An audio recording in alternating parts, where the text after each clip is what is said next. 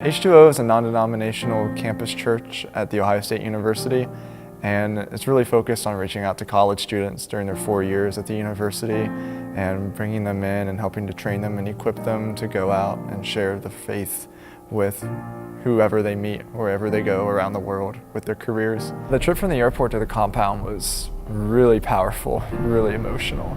So we got to see everything very clearly for what it was. And we were just driving through the city and just saw all these piles of trash everywhere. We would pass these rivers that were just completely polluted with nothing but trash and garbage. And it is a culture shock because there's people everywhere, which there isn't here, like on your streets and walking, and there might be, pigs on the street, or, there could be anything. So you got to be prepared about it. As we got further and further to the compound, we were exiting the city, and so things were calming down a little bit, but even with all of the port infrastructure of the roads being very torn up, I still wasn't really sure what to make of everything. And I'm glad we were in a bus with each other, so I did feel safe, especially with Mary Jane there. But yeah, then when we got to Living Hope Ministries and went through those gates, which is kind of the only thing separating us from the inside and the outside. It's like a big wall around the compound with this one gate in and out for safety reasons, and for good reason too, after I saw when we got there. Yeah, the inside felt just very safe and comfortable, felt like a home. We got there on a Saturday night, so our next morning was Sunday morning, and we had service, and we all got up. We're all anxious, nervous, just to see what the situation with the kids would be like, how many there'd be. I think one thing that struck me about the kids was that our first full day there was a Sunday, so we started the day with worship service there at Living Hope Ministries, and how many children came in just as they are and wearing the best that they had and the joy that they had in the singing and the love that they automatically had for us, as new people coming in, and obviously we look different, but the dedication that was there, that they would travel by foot to get there, and that how they were part of their worship service, the singing, and that was just the best way to start the week off, with being with the kids in the worship service. All the Americans tried to divide between the different areas so we could just see and just be with as many kids as we could, just give them as much attention as we could. Yeah, they would want to see our Bibles, and they would want to just hold our hands.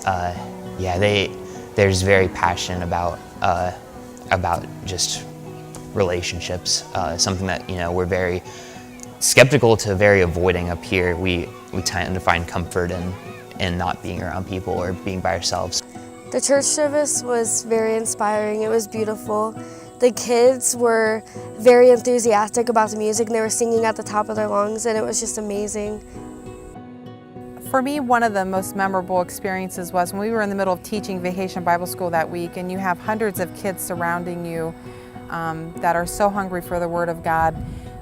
The lesson that I taught was the book, the wordless book, so the book of colors. And when we get to white, we're so used to saying that Jesus washed our sin as white as snow. And we taught the first class, and then Mary Jane was talking to me as we were going to the next class, and she said, what you have to think of is they've never seen snow before. And so she said something we could say would be white as the inside of a coconut, and then they'll really get it.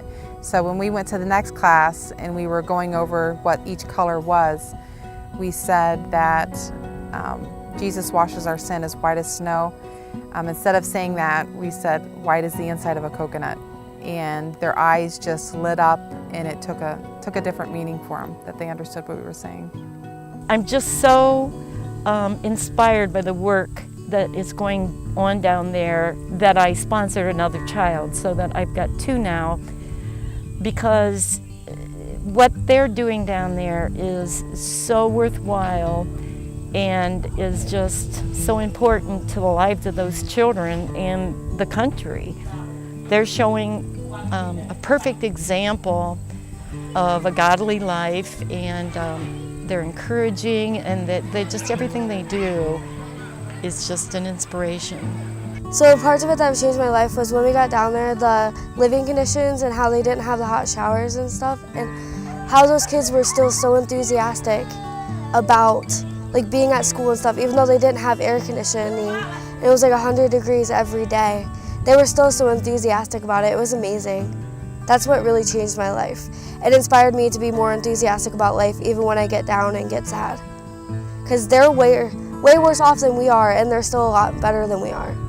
And I came back from Haiti really desiring to do ministry and missions full-time in the future, which is a complete turnaround, like 180 from what I had originally planned.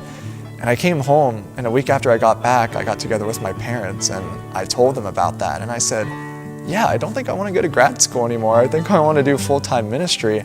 And they were just completely blown away, like didn't know how to react.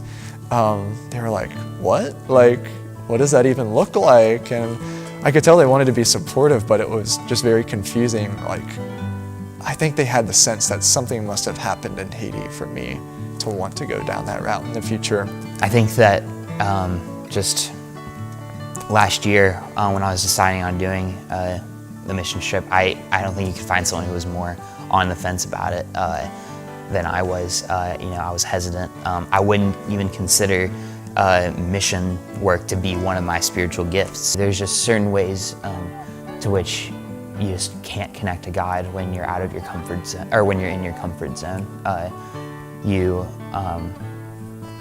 There's just some points you just gotta push past what we'd consider to be just comfort or security, and we just gotta put ourselves on the line, on the front lines for Jesus, and just to see God intervene in our lives, for Him to reach down and just to give us strength. Well, I would say to the people that want to come and visit us, come on down. Come see what God's doing, and you're partnering with us to be accomplished here in Haiti. Become a part of the active ministry. Your life will be changed. You'll not go home the same. You'll maybe crow like the rooster, I don't know. But your life will be totally rearranged. And it'll be exciting.